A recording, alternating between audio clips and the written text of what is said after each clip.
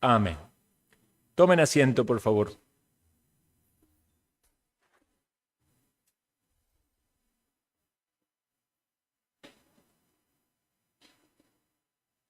Capítulo 17 de San Juan, que es el que estamos comenzando, es uno de los capítulos más maravillosos de la Escritura. Es difícil decir que hay algún capítulo de la Escritura que no sea maravilloso, pero ciertamente este ha sido especial en muchos sentidos. Muchas personas han considerado que realmente es de mucho valor para el pueblo de Dios por todo el contenido que éste tiene.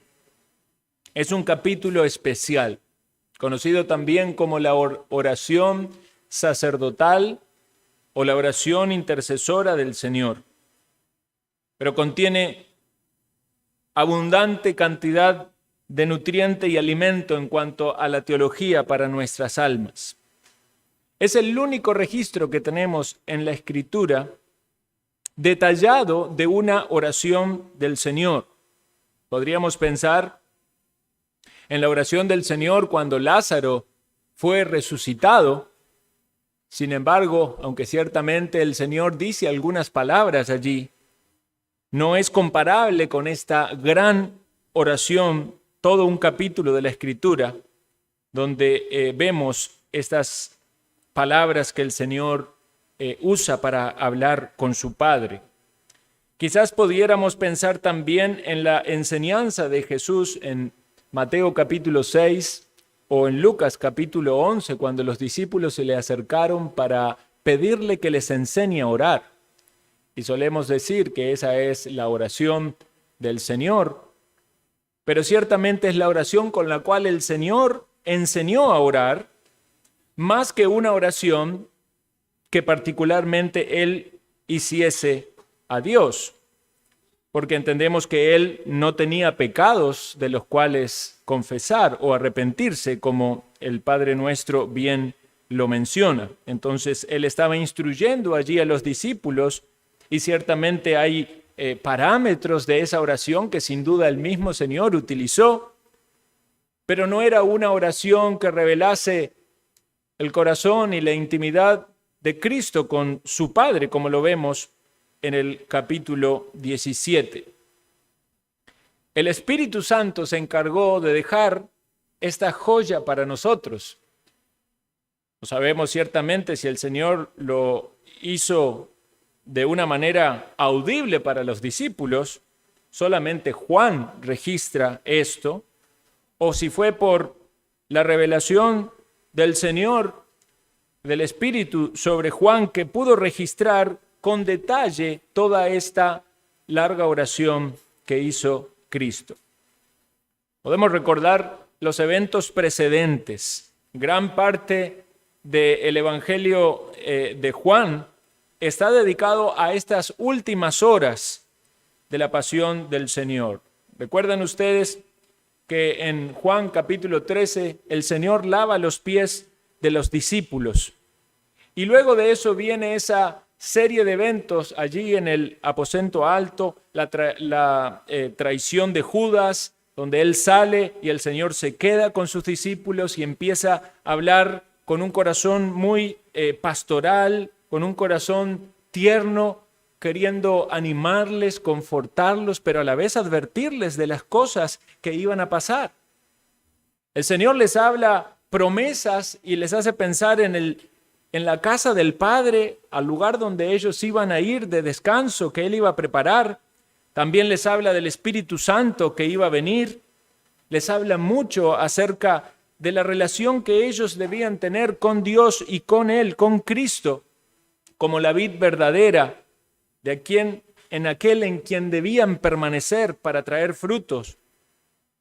Y les habla acerca de las persecuciones que vendrían, pero sin embargo ellos podrían estar confiados de que el Señor es vencedor, porque Él venció al mundo. Eso es lo que leímos en el último pasaje antes del sermón anterior.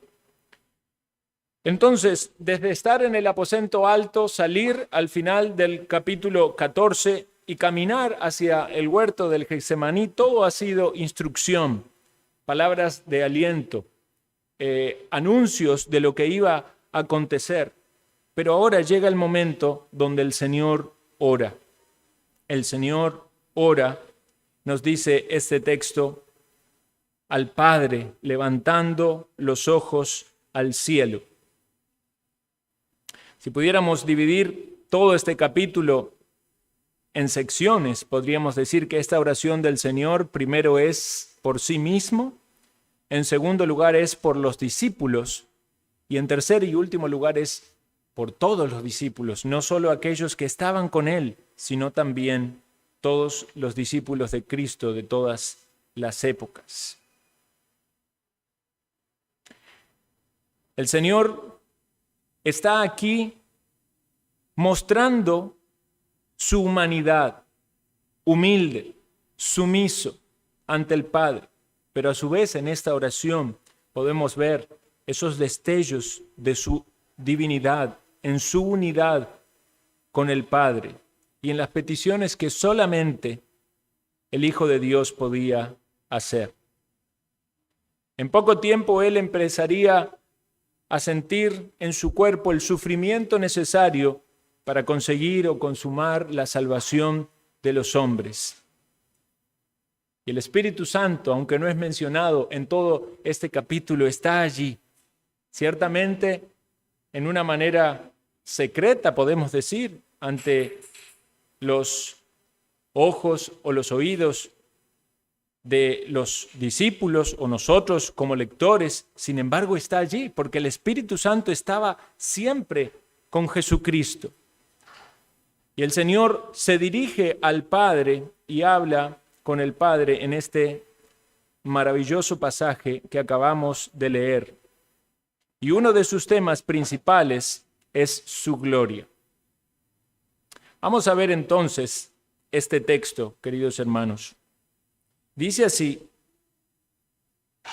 estas cosas habló Jesús y levantando los ojos al cielo dijo: Padre. En primer lugar, dice que el Señor levantó los ojos al cielo.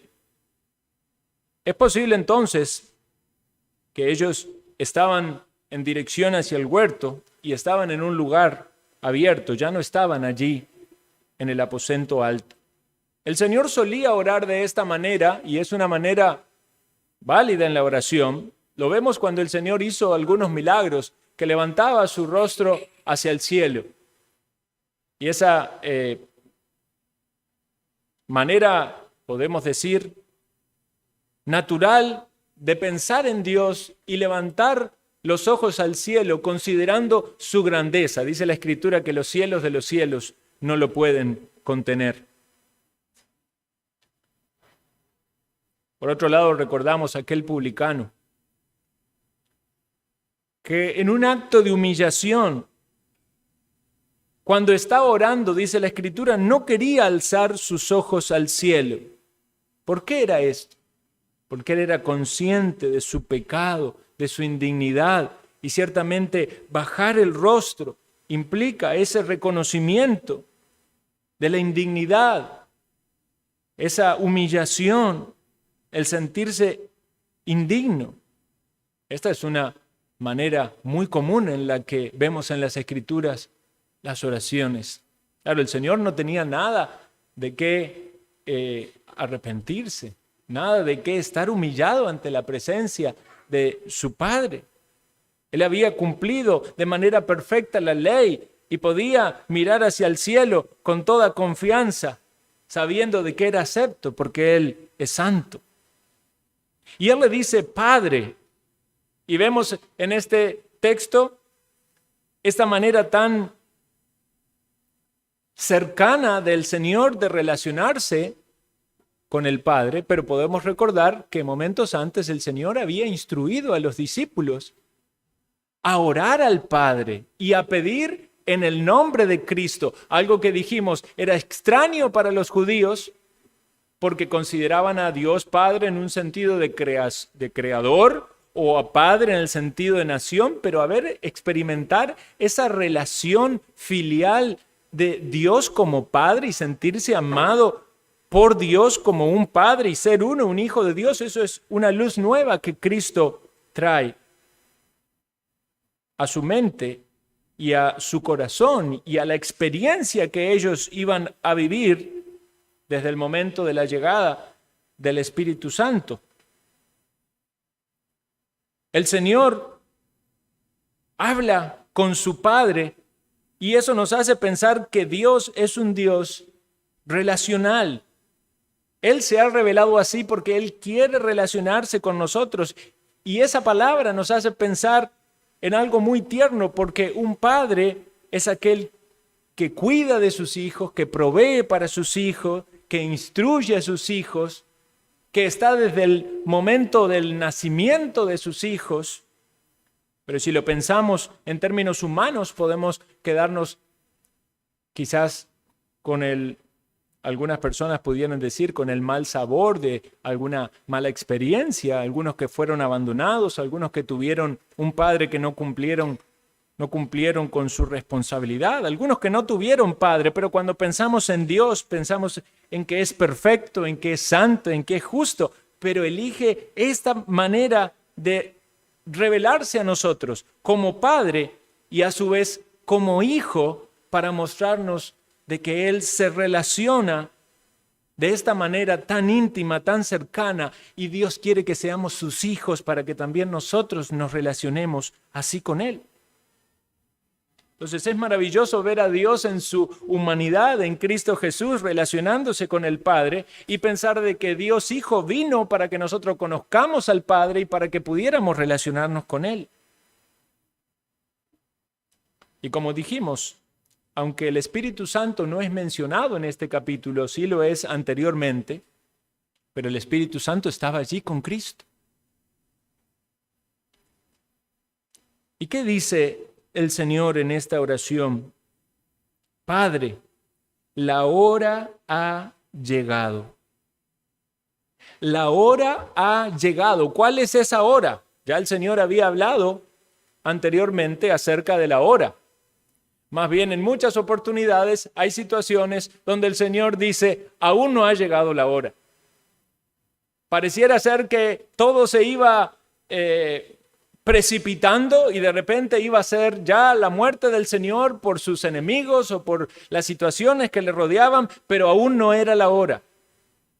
Y el Señor cumplió así su ministerio. Cada una de las obras que habían sido determinadas tenían que ser hechas.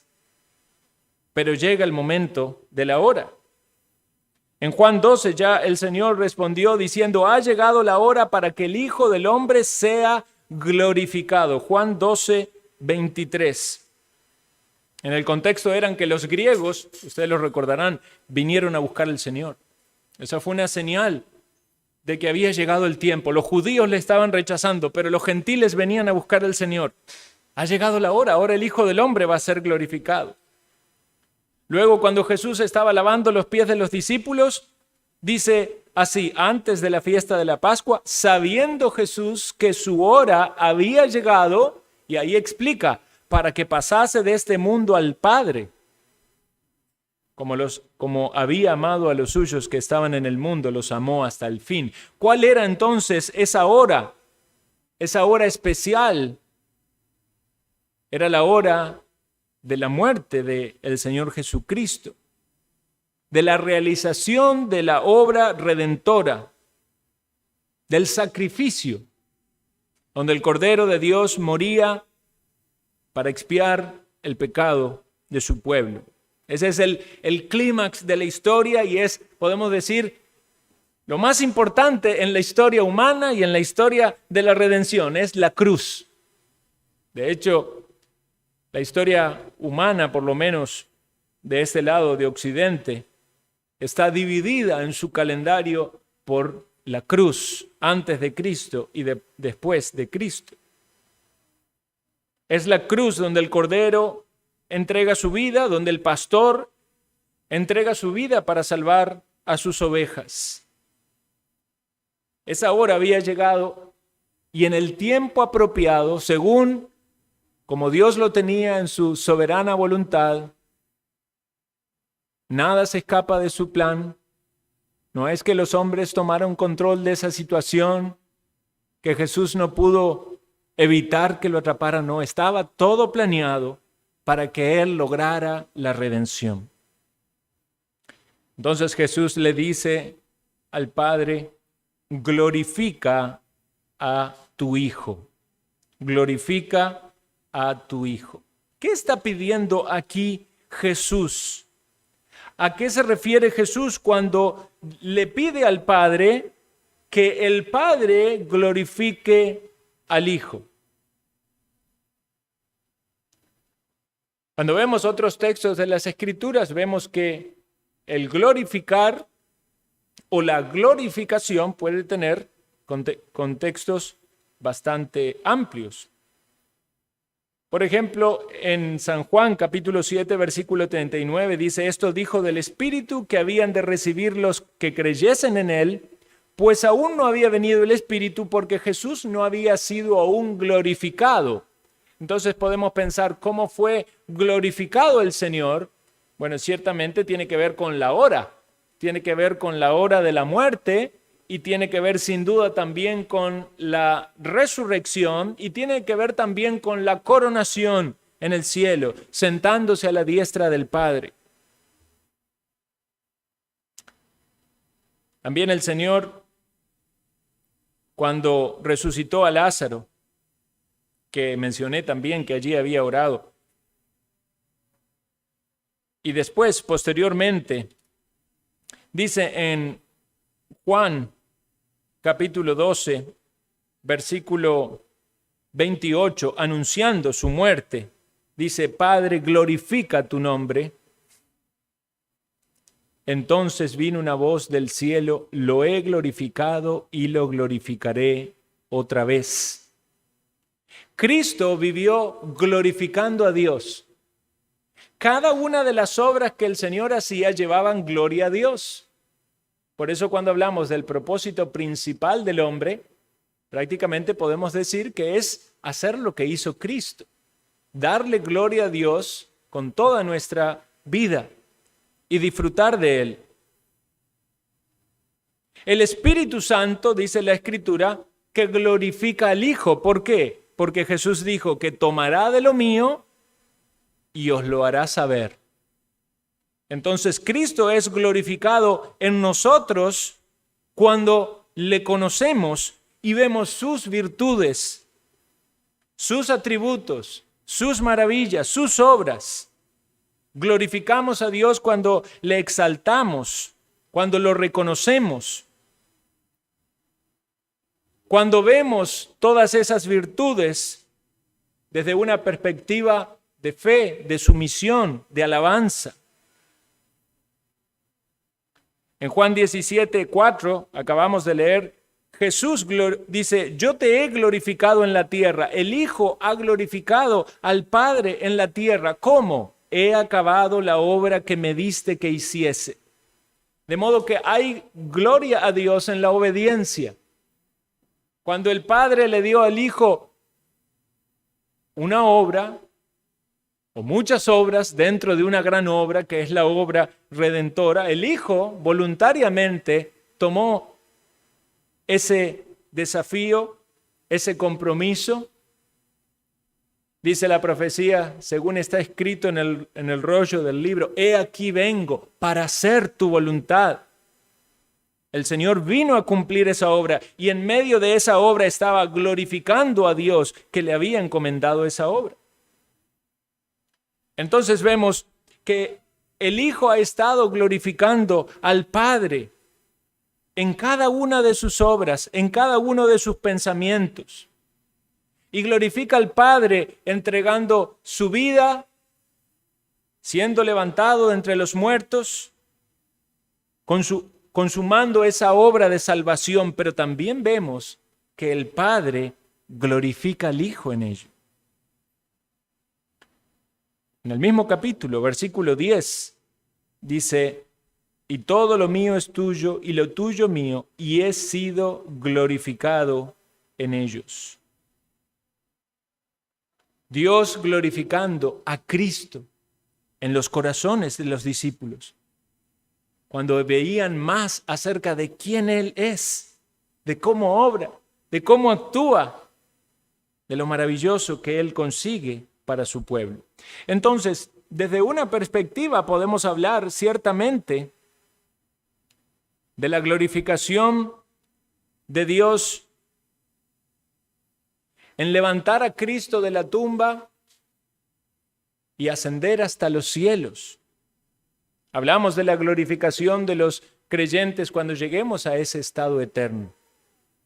Pero también podemos hablar de la glorificación del Hijo, en que Dios está haciendo que por medio de esta obra de Cristo y esta obediencia y el cumplimiento de estas obras, cada uno de los que son de su pueblo miren a Cristo y adoren a Dios y se maravillen de su grandeza. Los judíos crucificaron al Señor, pero el Señor fue exaltado en medio de su pueblo. Dice Pedro en su discurso: el Dios de Abraham, el Dios de Isaac y de Jacob, el Dios de nuestros padres, ha glorificado a su Hijo Jesús, a quien vosotros entregasteis y negasteis delante de Pilato. Ellos no querían aceptar que Jesús era digno de gloria. Ellos no querían reconocerle a Él como el Mesías, como el Salvador. Ellos prefirieron rechazarle, incluso matarle. Pero Dios se encargó de glorificar al Hijo, de mostrar su gloria, de dejar en claro, principalmente ante su pueblo, las virtudes del Salvador. Más adelante, Pedro llama a las personas al arrepentimiento y le dice: Dios, habiendo levantado a su Hijo, lo envió para que os bendijese a fin de que cada uno se convierta de su maldad. Y esto es muy importante a la luz de la salvación. Porque si hay algo que no puede hacer el pecador en este mundo sin pasar por la obra de Cristo en la salvación, en la redención, en limpiar sus pecados y en reconciliarlos con Dios, algo que no puede hacer es llevar gloria a Dios. Puede vivir, sí, una vida religiosa, puede aparentar ser una persona piadosa, pero no puede dar gloria a Dios. Es necesario una obra del Señor, primero en el corazón del pecador. Es necesario ese nuevo nacimiento, esa regeneración, para que entonces cuando vemos a Cristo con los ojos de la fe, podamos comprender su gloria. Y el apóstol Juan nos habla de eso. Vimos su gloria, gloria como el unigénito del Padre, lleno de gracia y de verdad. Dice en el versículo 5: ahora pues, Padre, glorifícame tú al lado tuyo con aquella gloria que tuve contigo antes que el mundo fuese. Antes del mundo, antes de que todas las cosas fuesen creadas. Estamos hablando del Creador de cielos y tierra. Estaba allí junto al Padre, la eternidad del Hijo,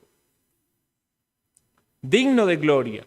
Viene a este mundo, se encarna para cumplir esa obra redentora en la cual todos los que creemos somos beneficiados, y vuelve al Padre para volver a tener esa misma gloria.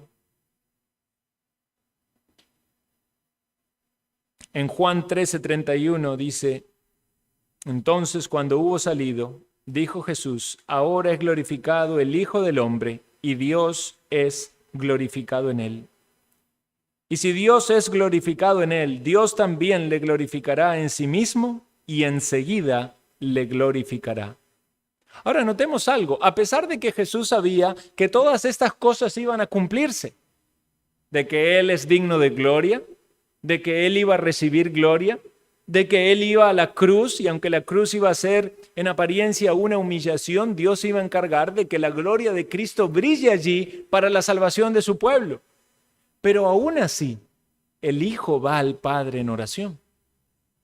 Y si el Hijo de Dios, ciertamente estando en perfecta comunión y armonía, iba al Padre en oración, ¿cuánto más nosotros que llegamos a esa relación filial por el sacrificio de Cristo necesitamos llegar a nuestro Padre para poder orar y pedir que Dios sea glorificado en nuestra vida? Ahora, solamente Cristo podía orar así: glorifica a tu Hijo, porque solamente Él es digno de gloria. Nosotros no podríamos orar así pidiendo que nosotros seamos glorificados. Nosotros queremos que Cristo sea glorificado en nosotros. Pero Él, siendo Dios, es digno de gloria y Él podía pedirle al Padre que la gloria de Cristo sea manifiesta. Y hay una perfecta armonía en que Dios sea glorificado, Dios Padre, y el Hijo sea glorificado. Y esto, unido, nos lleva a la cruz. Debemos pensar lo maravilloso que es el evento de la cruz, aunque ciertamente visto desde una perspectiva humana es un sacrificio sangriento, digno de los peores reos que podía haber en este mundo. Quizás una humillación, una vergüenza, golpeado, latigado, sangrando. Pero esa era la manera en la que Dios había determinado la salvación de su pueblo. Nuestra salvación costó mucho. El precio fue muy alto. Fue necesario el sacrificio del mismo Hijo de Dios. No fuimos rescatados con cosas corruptibles. No fuimos rescatados con dinero. Fue necesaria la muerte del unigénito de Dios. ¿Qué pasa por su corazón, mi estimado amigo, que aún usted no disfruta de esa relación con Dios cuando piensa en el sacrificio de Cristo? Considere lo que dice aquí el Señor en su oración, versículo 2. Como le has dado potestad sobre toda carne, para que dé vida eterna a todos los que le diste. Dios Padre le dio poder a Cristo. Esa palabra potestad es también autoridad. Dios le dio autoridad a Cristo, ciertamente sobre toda la humanidad, pero de manera especial para dar vida eterna a aquellos que el Señor le dio a él. Esta expresión, toda carne, es utilizada también por el profeta Isaías. Dice Isaías 43 al 5, voz que clama en el desierto, preparad camino a Jehová, enderezad calzada en la soledad a nuestro Dios. Todo valle sea alzado y bájese todo monte y collado, y lo torcido se enderece y lo áspero se allane, y se manifestará la gloria de Jehová, y toda carne juntamente la verá, porque la boca de Jehová ha hablado. Y quizás cuando yo leo esas palabras de Isaías, a usted hace relación y dice, eso parece ser cuando anuncia el ministerio de Juan el Bautista. Esa era la voz que clamaba en el desierto. Y ciertamente Juan el Bautista toma la profecía de Isaías y la vuelve a repetir y dice, y verá toda carne la salvación de Dios. ¿Y luego qué hace Juan el Bautista? Llama a las personas al arrepentimiento. Ciertamente todos aquellos que estuvieron en ese tiempo allí en Palestina, en Galilea, vieron la salvación del Señor, vieron a Cristo. Pero era necesaria la predicación y que sean llamados al arrepentimiento para que pudiesen recibir ese regalo de la vida eterna. A Jesús le fue dado el poder y la autoridad, y el ser humano recibe la vida eterna por medio de un mensaje que es la predicación del Evangelio. Juan el Bautista anunciaba de aquel que había de venir. El Señor mismo, cuando llegó, empezó a anunciar y a predicar a las personas el arrepentimiento. Pero también que debían ver quién era Jesús, qué era lo que Jesús decía, cuál era su mensaje y cómo Él revelaba al Padre. Si usted quiere ser salvo, si usted quiere tener paz con Dios, debe entender un mensaje.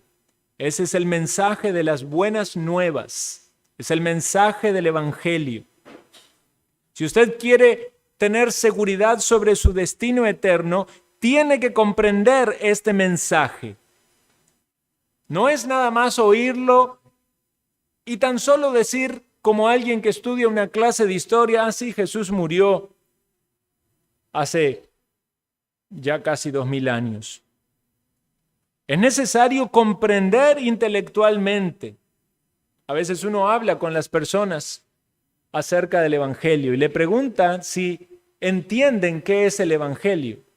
Y muchos no pueden ni siquiera articular algo básico acerca de lo que el mensaje del Evangelio consiste, que Dios envió a su Hijo al mundo, que vivió una vida perfecta y santa, que murió en la cruz y que cargó el pecado para pagar por nuestro rescate, por nuestra salvación, que resucitó, que ascendió a los cielos y que un día volverá a juzgar a todos. Es necesario que usted lo comprenda. Hay muchas personas que parecen ser que tropiezan en entender intelectualmente el Evangelio. Pueden quizás con su mente hacer grandes cálculos matemáticos, pueden citar grandes eventos de la historia, pero parece difícil meditar y pensar en los asuntos espirituales. Y ciertamente no es suficiente el intelecto para obtener la salvación, pero es necesario poder comprender el contenido del mensaje. Ahora, no solamente una comprensión intelectual, porque hay muchos religiosos en este mundo que pueden incluso articular doctrinas expresando el Evangelio, pero sin embargo, ellas no han bajado a su corazón. Por lo tanto, la comprensión no solo es de la mente, sino también debe tocar nuestras emociones. Estamos hablando de cosas que no son superficiales. Estamos hablando de entender un mensaje que tiene que ver con nuestra culpabilidad, la consecuencia de nuestro pecado y la respuesta de Dios para resolver nuestro gran problema. ¿Cómo enfrentaremos el juicio de Dios? Sabiendo que somos culpables y merecedores de un castigo eterno. Necesitamos un Salvador. Por eso esto tiene que ver con nuestra eternidad, pero no solo con nuestra eternidad, porque no es que la relación que Dios quiere con aquellos que salva empezará después de la muerte. Dios quiere también salvarnos en el presente y en nuestra vida, salvarnos de nuestro propio pecado, de nuestras propias derrotas, de nuestra frustración, mientras estamos viviendo en el mundo, en las tinieblas, llenos de pecados, de delitos y cosas que llevan a una profunda tristeza y a un gran castigo. Por eso el mensaje debe tocar nuestras emociones. No son solo las emociones lo que van a hacer que alguien comprenda el mensaje. No es solamente el intelecto, pero si ciertamente no lo comprende intelectualmente y no siente en su corazón algún pesar o alguna emoción cuando escucha acerca de la obra de Cristo, es posible también que entonces no tenga una experiencia verdadera de salvación. Algunas personas se emocionan fácilmente cuando ven una foto, ahora que en las redes sociales le aparecen los recuerdos de hace 6 años, 7 años. Otros se estremecen cuando alguien tiene un gesto, un regalo, una expresión de cariño. Quizás algunos de ustedes son de aquellos que lloran con alguna película emotiva. Pero ¿qué causa en su vida entender que el Hijo de Dios vino a este mundo y fue a la cruz cargando sus pecados para darle vida eterna? Si alguien ve eso como algo tan trivial, tan sencillo, de una manera fría, difícilmente ha sido tocado por la gracia del Señor. Difícilmente esa persona va a poder amar a Cristo si no ha comprendido lo que Él ha hecho. ¿Comprende usted que Dios le ha dado al Hijo potestad sobre toda carne para dar vida eterna a todos aquellos que el Padre le dio? El Padre le da al Hijo, le da personas, le da ovejas, le da discípulos, le da estos hombres y mujeres, algunos niños, algunos ancianos, con diferentes trasfondos, situaciones, pecados, dolores, tristezas, angustias, pero que llegan a Cristo y entendiendo lo que Cristo ha hecho, se saben que son en Él limpios, limpiados de sus pecados y salvados de la condenación eterna. Algunos van a permanecer en oscuridad, tristemente. Algunos van a tomar este mensaje como algo superficial. Otros no quieren arrepentirse, preferirán seguir en sus pecados porque entienden que si vienen a Cristo y creen de esa manera, no pueden seguir viviendo en los pecados que viven. Qué triste es pensar que algunos van a endurecer su corazón. Y vean lo que dice la Escritura de aquellos que endurecen su corazón, de que no quieren dar gracias a Dios por lo que Dios ha hecho, no solo porque Dios los creó, sino también porque Dios envía un Salvador. Dice la Escritura, pues habiendo conocido a Dios, no le glorificaron como a Dios, ni le dieron gracias. Vean, no quieren la gloria de Dios. Pero el Hijo de Dios busca la gloria del Padre y pone su vida en rescate por aquellos que Dios le dio. Por eso Dios le glorifica al Hijo. No le da vida eterna a todos. Nota el texto. Aunque Él tiene potestad sobre toda carne, la vida eterna es para aquellos que el Padre les dio. No es de todos la fe, no es de todos la salvación. No piense usted, querido amigo, que Dios le debe algo y que cuando usted llegue a golpear la puerta, Dios le tiene que abrir, como algunos piensan, porque Dios es un Dios de amor. No piense que el amor de Dios va a tapar su justicia. No piense que el amor de Dios va a ocultar su santidad. Ciertamente, Dios es Dios de amor. Y el hecho de que haya enviado a su Hijo a salvar pecadores que no merecemos nada es la muestra de amor más grande. De tal manera amó Dios al mundo que ha dado a su Hijo unigénito. Pero Dios también es fuego consumidor. Y todos aquellos que se rebelan en contra de Dios o que rechazan la salvación que Dios ha provisto o que buscan alternativas al mensaje puro del Evangelio, todos ellos serán condenados. En Juan 10:27 leímos tiempo atrás: mis ovejas oyen mi voz y yo las conozco y me siguen.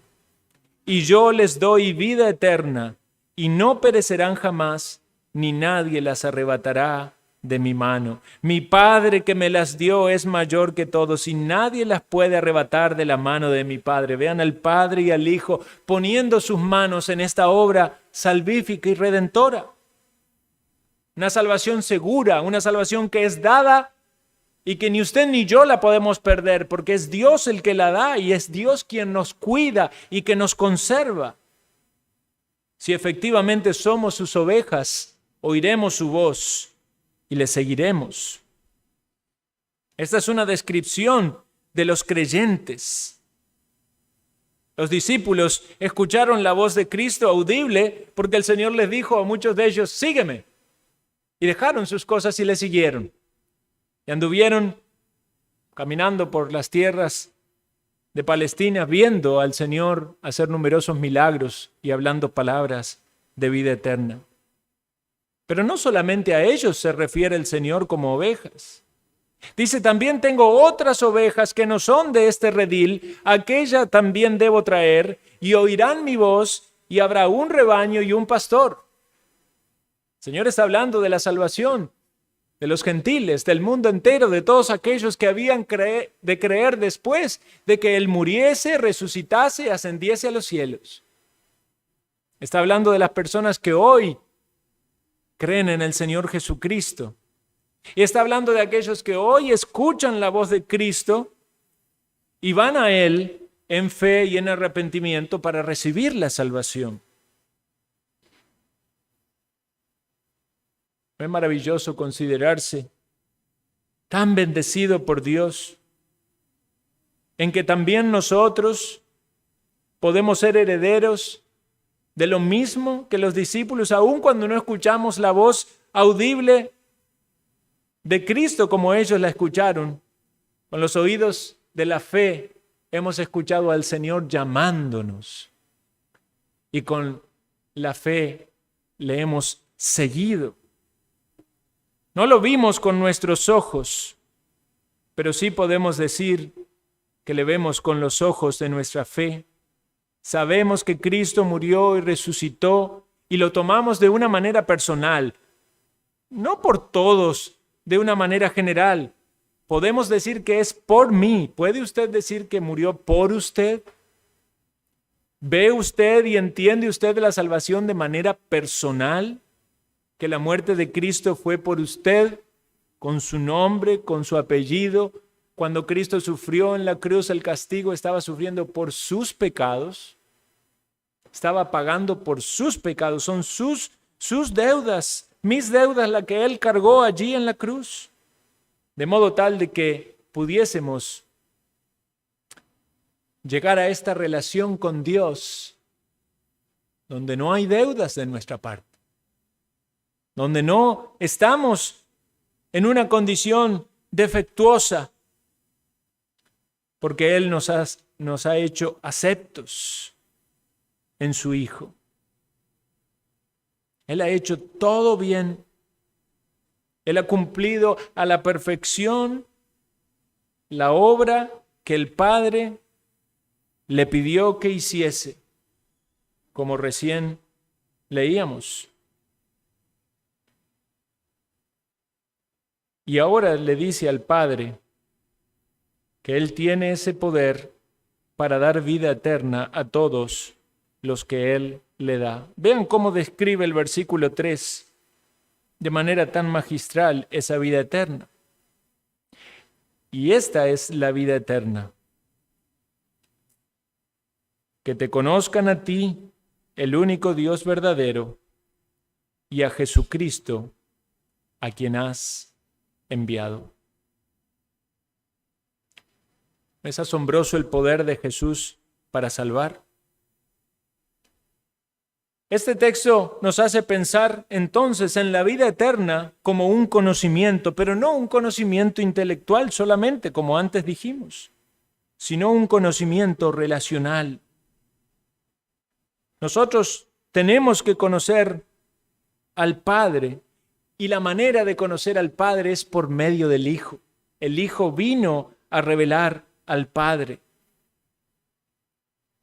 Dice un comentarista llamado Albert Barnes: esto incluye las impresiones que produce en la mente y en la vida de una persona una visión justa de Dios y del Salvador. Por supuesto, incluye el amor, la reverencia, la obediencia, el honor, la gratitud, el afecto supremo. Es un conocimiento que nos transforma. No es solo intelectual, no es una experiencia emocional por allí, es una relación con Dios. Conocer a Dios tal como es considerarlo como lo que es: un legislador, un soberano, un padre, un amigo. Es rendirle toda el alma, es esforzarnos por obedecer su ley. Algunos parecen ser que quieren utilizar este texto como para minimizar allí la esencia de Cristo, enfatizando en que el texto dice para que te conozcan a ti, el único Dios verdadero, referencia hacia el Padre, y a Jesucristo, como si Jesucristo no fuese Dios. Principalmente esto proponen los testigos de Jehová o falsos testigos de Jehová. Pero gracias a Dios por su palabra y la inspiración de su palabra, que sin torcerla o modificarla en sus escritos originales, el mismo autor, San Juan, luego dice en sus cartas algo bastante relevante. Primera de Juan 5:20. Acompáñeme si gusta y lee allí. Dice, pero sabemos que el Hijo de Dios ha venido y nos ha dado entendimiento para conocer al que es verdadero, y estamos en el verdadero, en su Hijo Jesucristo. Este es el verdadero Dios y la vida eterna. Entonces, ¿cuál es el Dios verdadero? El Dios verdadero es el Padre, el Hijo y el Espíritu Santo. Jesucristo en esta oración, expresando desde su humanidad y siendo Él como el siervo y el ungido, reconoce al Padre como Dios verdadero, pero de ningún modo esto lleva a pensar de que Él no es también Dios verdadero. Y no estamos hablando aquí de politeísmo o varios dioses. Es un Dios, Padre, Hijo y Espíritu Santo. ¿Conoce usted verdaderamente a Dios? Qué triste es pensar en estas personas que entienden a Dios de esta manera distorsionadas, pensando que el Hijo no es Dios. ¿Cómo el Hijo, si no es Dios, puede salvarles? ¿Cómo el Hijo, si no es Dios, va a decirle al Padre, todo lo tuyo es mío? ¿Cómo el Hijo, si no es Dios, va a poder decir, glorifícame? Solamente Dios podía realizar tal obra de redención. Por eso tenemos que conocerle. Si usted no conoce al Hijo como el Mesías, si no conoce al Hijo como Dios, usted no conoce a Dios. Si usted no conoce al Padre como Creador o como Santo, entonces, ¿qué es lo que usted conoce? Está conociendo algo distorsionado que no es el Dios verdadero revelado en las Escrituras. ¿Conoce usted a Jesucristo como mediador? ¿Como aquel que es necesario para poder llegar al Padre? ¿Conoce usted a Jesús como Dios, como hombre y como Dios? Porque negando cualquiera de esas dos doctrinas caemos en herejía. Es necesario conocerlo. Dice Barnes en otro comentario, sentir nuestra necesidad de tal Salvador, ver que somos pecadores y entregarle toda el alma a Él, sabiendo que Él es un Salvador adecuado para nuestras necesidades y que en sus manos nuestras almas están seguras. ¿Conoce así a Cristo? ¿De esa manera usted lo ha comprendido y recibido? Dice Pablo en su carta a Tito que algunos profesan conocer a Dios, pero con sus hechos lo niegan, siendo abominables, rebeldes, reprobados en cuanto a toda buena obra. Mucha gente puede decir de boca que conocen a Dios, que honran a Dios, que son discípulos de Cristo. Hasta algunos jactarse de piedad. Mencioné recién al publicano que oraba en total quebranto y arrepentimiento, pero también había allí un fariseo que oraba con sí mismo y que no veía su necesidad de un Salvador. Eran religiosos, hacedores de buenas obras, reconocidos delante de los hombres, pero no conocidos por Dios. Por eso no es solamente importante esto, que usted conozca a Dios, sino más bien que Dios le conozca a usted. Dice, pastor, Dios conoce todas las cosas. Sí, sabemos que Dios conoce a todas las cosas, pero hay un conocimiento relacional de Dios de manera especial con su pueblo. A los que antes conoció, a estos predestinó. Nos conoció de una manera salvífica, relacional, partiendo de la elección en la eternidad pasada, pero consumada en el momento en que somos llamados por Cristo a creer en Él. Por eso Pablo dice a los Gálatas: mas ahora conociendo a Dios, o más bien siendo conocidos por Dios. Qué triste es que llegue el momento del juicio y que usted sea desconocido por Dios. Que usted diga: no, pero usted, ¿qué tiene que ver conmigo? Si toda su vida ha vivido de acuerdo a sus propios caminos, ha elegido sus placeres, ha aparentado delante de los hombres ser piadoso y amarme, pero yo he visto su corazón, he visto sus obras. Por eso también Pablo advierte a los creyentes o a aquellos que estando en un ambiente cristiano pueden pensar de que son de Cristo. Dice 2 Timoteo 2:19, pero el fundamento de Dios está firme, teniendo este sello: conoce el Señor a los que son suyos, y apártese de iniquidad todo aquel que invoca el nombre de Cristo. Porque si hay un distintivo y una característica de aquellas ovejas, es que oyen la voz de Cristo y le siguen, y eso implica santificación. Eso implica corregir todas nuestras deficiencias en nuestro entendimiento de la vida, de nuestras obras, para ir en dirección a Dios, siguiendo los pasos de Cristo. Él nos ha dejado ejemplo para que sigamos sus pisadas. Y ciertamente necesitamos la gracia del Señor para ver nuestras propias faltas, para reconocer nuestros pecados, para crecer en un amor por Él que muchas veces vemos que tiene muchas falencias. Porque si tropezamos en pecados, decimos: oh Señor, y entonces ¿cómo te amo? Si tú has dicho: si me amáis, guardáis mis mandamientos. Pero el creyente tiene su ancla firme en el sacrificio que Cristo ha hecho, en que esa deuda fue pagada, en que esos pecados fueron perdonados, no para vivir una vida desordenada y aprovechar la gracia para el libertinaje, sino para ir cada vez más cerca de Dios, amar más a Dios, relacionarse mejor con Dios, para apartarse de la iniquidad, porque queremos invocar el nombre de Cristo.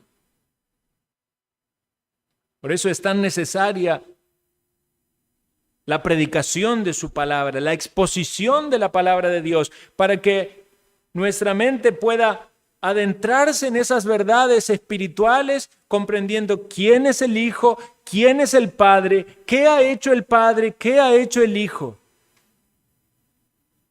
El Hijo le pide al Padre que lo glorifique. El Hijo toda la vida vivió glorificando al Padre. El Hijo cumplió la obra que el Padre le dio para la salvación. El Padre le dio al Hijo esas personas a las cuales salvar. El Hijo es todopoderoso. El Padre es todopoderoso. Dice Mateo 11:27, todas las cosas me fueron entregadas por mi Padre. Todo. Y nadie conoce al Hijo sino el Padre, ni al Padre conoce alguno sino el Hijo y aquel a quien el Hijo lo quiera revelar. Vea, mi estimado amigo, usted no va a poder, por más esfuerzo mental, intelectual, o aún queriendo tornar sus emociones, conocer a Dios a menos que entienda que es una obra de gracia. Usted no puede ganar la salvación. No hay ningún esfuerzo ni de su mente ni de sus emociones que pueda hacer que usted sea salvo, porque si no la salvación sería por obras. Sin embargo, aún en esta obra de gracia, donde es concedido a alguien que crea en el Hijo, donde le es concedido a alguien que conozca al Padre por medio del Hijo, el pecador pone toda su voluntad y todo su esfuerzo y toda su mente y todo su corazón entendiendo que es por gracia. A Dios nadie le vio jamás. El unigénito Hijo que está en el seno del Padre le ha dado a conocer. Estos elegidos desde antes de la fundación del mundo, por pura gracia, dice Efesios, por su beneplácito, su voluntad perfecta, incuestionable, soberana, justa, son dados por el Padre al Hijo. Y el Espíritu Santo se va a encargar de alumbrar sus corazones, de hacerles nuevas criaturas, de que haya allí una obra regeneradora para que ese corazón de carne, de piedra, se transforme en uno de carne y sea sensible a las verdades espirituales que de otro modo no puede comprender. Entonces hay una luz de esperanza cuando su mente empieza a considerar a Cristo, cuando su corazón empieza a palpitar pensando en lo terrible de su culpa, pero lo maravilloso del amor de Dios. Y usted puede percibir aún en su propio ser y en su voluntad que se aleja del pecado y de su propia vida para inclinarse a Cristo, para tornarse a Él, lo que conocemos como la experiencia de conversión.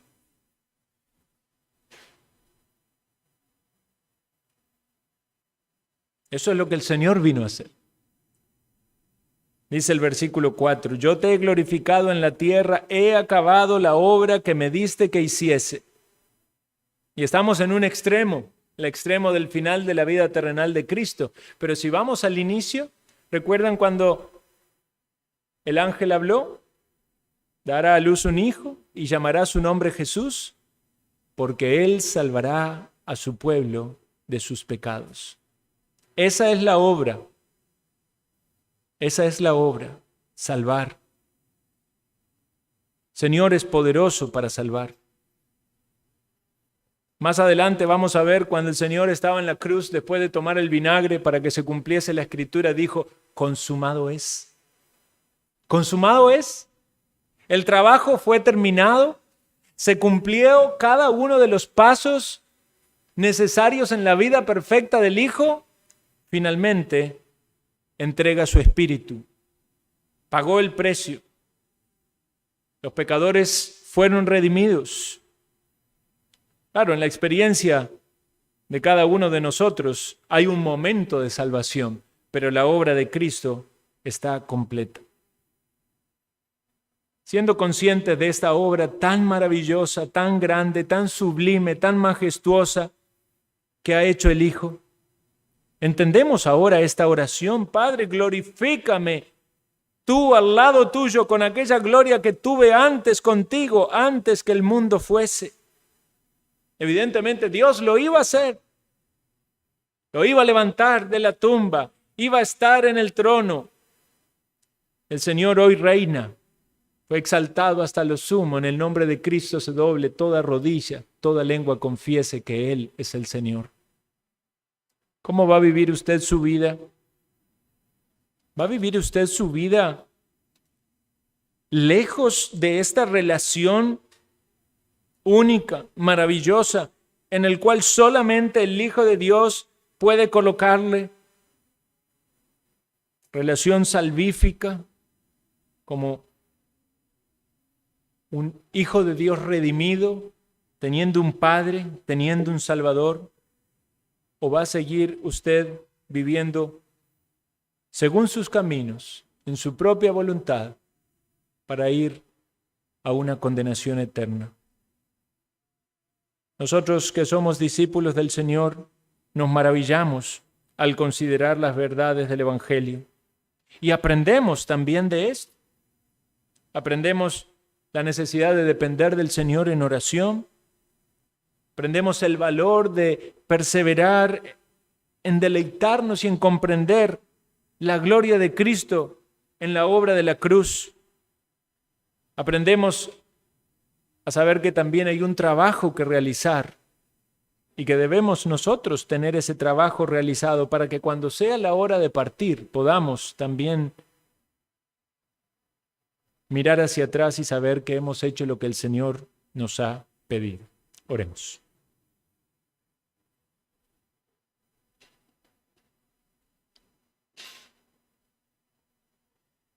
Gracias, Señor Dios, por tu palabra.